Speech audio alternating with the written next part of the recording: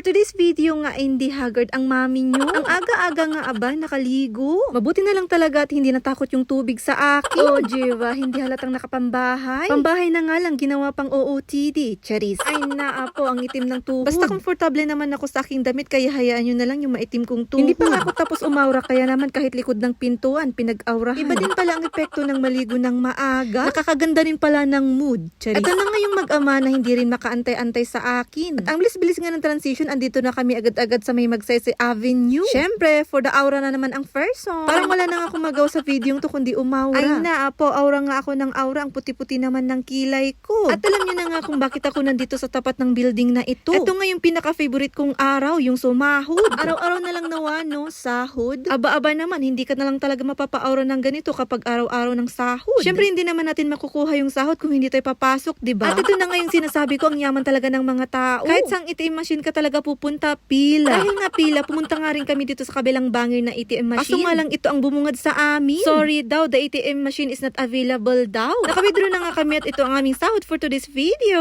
At dahil nga sahod ito, pumunta na naman kami dito sa may Chongsan. Yun nga, naghahanap pa rin ako ng upuan para sa tubigan namin. Kaso nga lang ito naman yung bumungad sa amin, yung upuan ng mga bata. Mabuti na lang talaga hindi bet ng anak ko at hindi nabawasan yung sahod namin. Kaya naman bumaba na lang din kami dito sa may underground ng Chongsan. Hindi pa nga ako nakakabili ng ambisyon kundi organizer. Kaya naman binawasan ko na talaga yung sahod namin. And for today's video nga ay may isang ambisyon na naman na matutupad. At sa katutupad ko nga ng ambisyon ko, ito namang anak ko kung ano-anong ginagawa. Hindi ko nga alam kung nililinisan niya itong mga drawer or sinisira niya. Nakakaloka na lang talaga. At ang ulam nga namin for today's video ay upo. Ang pinakamagalang na gulay, ang upo ng upo. Charis. Ang ulam naman ni Arkidan for today's video ay pritong tilapia. Ang isdang kumakarate. Hiya! Hiya! Hiya! Ay naapo ang corny ng joke ko. Itutuloy ko na nga lang itong niluluto ko, baka ako'y mabatukan nyo. Ang karning ito nga inuwi ni Daddy Dan. O Jiba, ang galing-galing talaga niya mag-sharon. Sa parehas na palit na nga lang din ako magluluto dahil hindi nyo naman ako matutulungan sa paghuhugas. O Jiba, kinaya mo yun, ang bilis-bilis kong magsalita. Ang ganda-ganda palang maging content creator, nakakabukas ka ng bagong skills. Charis. Skills bang tawag doon or talent? Dire-diretso kang magsalita na walang hinga-hinga, ganun. Kaya naman wag yung iniis mo ang pag-voice over, nakakaubos yan ng hangin. Charis. Ang dami-dami ko nang nasabi, nagisa ko na itong bawang at sibuyas. At bago nga mapanis yung niluluto ko, ilalagay ko na nga lang tong upo. At kung napanood nyo nga yung live ko, ito yung upo na matanda na. Yung 2 oras akong nag-live, 2 oras ko din tong binalatan. Literal nga, ang tigas-tigas na talaga ng balat niya. Nilagyan ko na nga rin ng patis at pampalasa para naman lumambot. Charis, syempre lulutuin natin para naman lumambot. At para naman lumuot yung lasa, kailangan nating halu-haluin. Lalagyan ko na nga lang din ng tubig para naman maluto. Syempre ginamit ko pa rin yung aesthetic kong tabo para naman may silbi. Charis. Pagkatapos nga ng 48 years, ito na nga, kumukulo na nga ang niluluto ko. Pinagsabihan ko na nga lang din na bilis-bilisan niyang maluto para naman nilagay ko na itong bida-bidang sutanghon. Nilagyan ko nga ng sutanghon dahil bida nga yun kay Arkidan. Ito nga't nakaluto na nga ako at ito na nga ang ulam namin for today's video. Ang bida kay Arki na tilapia at ang bida naman para sa akin na upo. Bago ko nga makalimutan, may hula ka ba kung magkano yung sahod namin for today's video? Kung may hula ka, i-comment mo na at baka ikay manalo. So ito na lang muna for today's video. Thanks for watching. Let's eat!